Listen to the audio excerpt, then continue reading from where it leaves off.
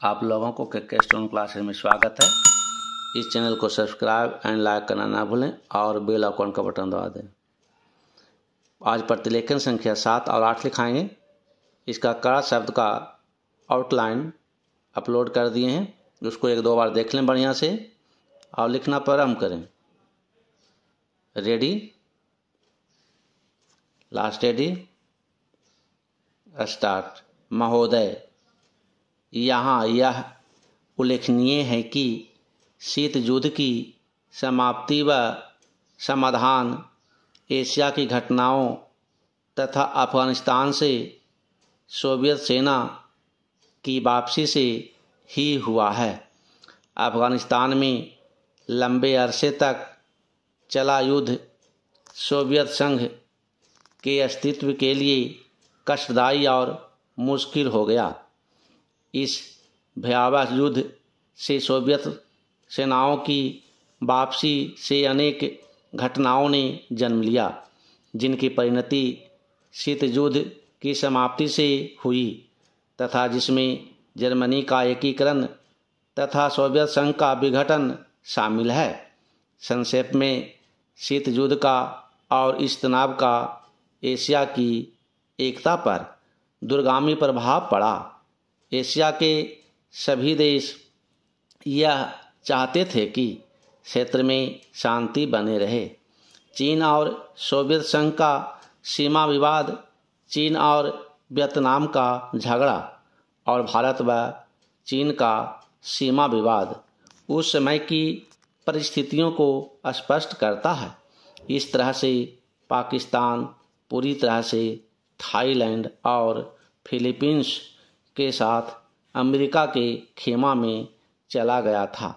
Japan अपने आर्थिक और व्यापारिक संबंधों के कारण पश्चिम के देशों में सामीप्य स्थापित कर रहा था। इससे एशिया की एकता को एक नया धक्का लगा है, क्योंकि एशिया के देश अलग अलग खेमों में बट गए थे।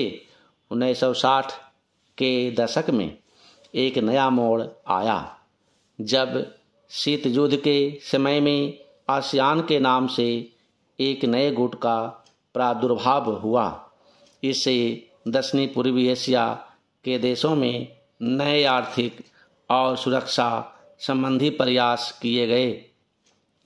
इन देशों में सांस्कृतिक एकरूपता की वजह से भी एक नए गुट ने जन्म लिया, लेकिन यह कहना कठिन होगा कि इन दक्षिण पूर्वी एशियाई देशों से समूचे एशिया की पहचान या एकता बनाने में सहायता मिली है या उससे धक्का लगा है, क्योंकि इन देशों ने अपनी नीति बहुत स्पष्ट नहीं की और केवल अपने ही गुट के अंदर भूमिपुत्र नीति को जन्म दिया। भारत भी अब आसियान का सहयोगी सदस्य बनने जा रहा है। पहला चिन्ह, भारत की पहल से दक्षिण एशियाई सहयोग संगठन सार्क की स्थापना सन 1985 में की गई, जिसके फलस्वरूप पड़ोसी देशों के आपसी सहयोग के लिए नया वातावरण तैयार हुआ।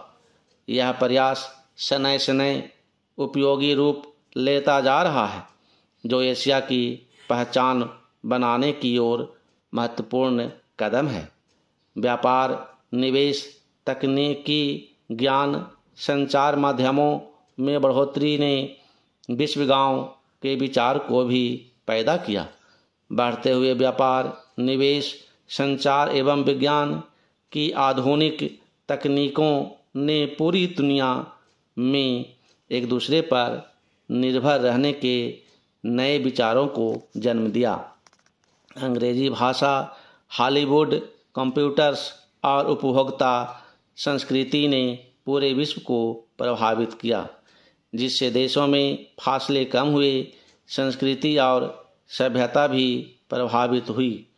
हो सकता है कि इसके अच्छे परिणाम न हों, ऐसी भी आशंका की जाती है। उदाहरणतः जापान दूसरे महायुद्ध तक अपनी संस्कृति और सभ्यता व संयुक्त परिवार जैसी आधारभूत सामाजिक मान्यताओं को केवल अपनाए हुए नहीं था बल्कि उससे चिपटा हुआ था। लेकिन जापान जैसे सभ्यता वाले देश भी यूरोप के प्रभाव से बच नहीं सके। पैराचेन महोदय, दूसरे शब्दों में आर्थिक, व्यापारिक, निवेश और तकनीकी कारणों से द्वितीय महायुद्ध के बाद और शीत युद्ध के दौरान एशिया के देशों में पुनः धुंधलापन पैदा हुआ। लेकिन यह बात सही नहीं है कि एशिया की संस्कृति और सभ्यता को पश्चिम के प्रभाव और आधुनिकतम तरीकों ने नष्ट कर दिया।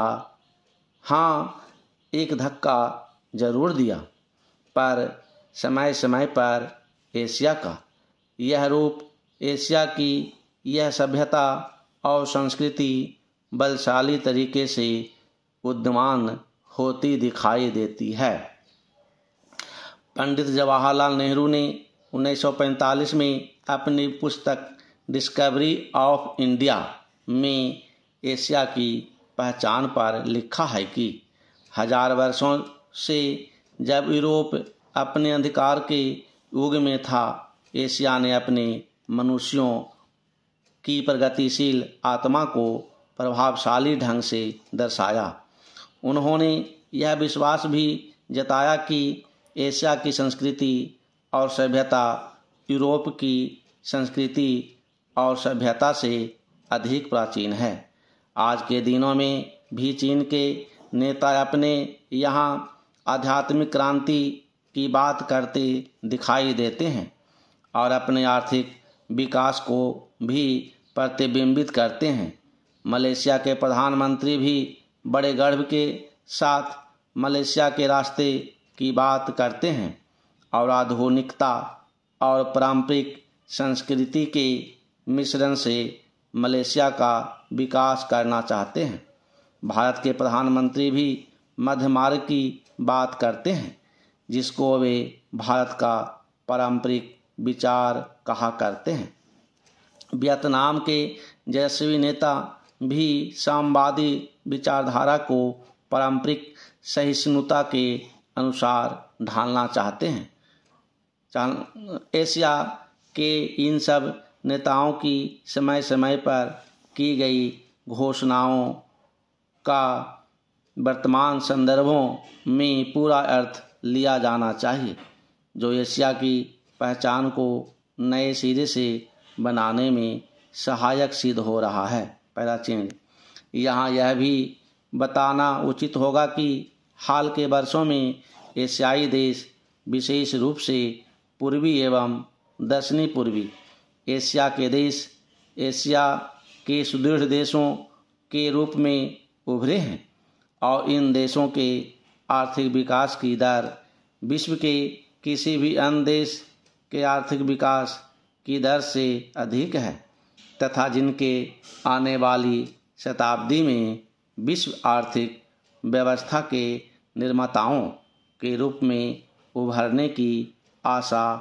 आर्थिक सफलता की इन कहानियों का श्रेय मुख्य रूप से अनुशासित कार्य, किफ़ायत एवं बचत की ऊंची दरों से इसी एशियाई विशेषताओं को जाता है तथा इनसे देशों की जनता के जीवन स्तर में सुधार आया है और एशिया की पुनः खोज जैसा वातावरण बन रहा है। एशिया के देशों में अब आपसी भाईचारे की भावना उभर रही है और इससे ये देश परस्पर निर्भर हो रहे हैं तथा शीत युद्ध के प्रभाव से मुक्त होते जा रहे हैं। हमारी सरकार ने अपनी एशियाई पड़ोसियों के साथ बेहतर संबंध बनाने में पहल करके इस बदलते रुख के प्रति सकारात्मक रवैया अपनाया है। इन सब प्रश्नों का जवाब आज उपलब्ध नहीं है, लेकिन समय समय इन प्रश्नों में ही इसके उत्तर मिलेंगे।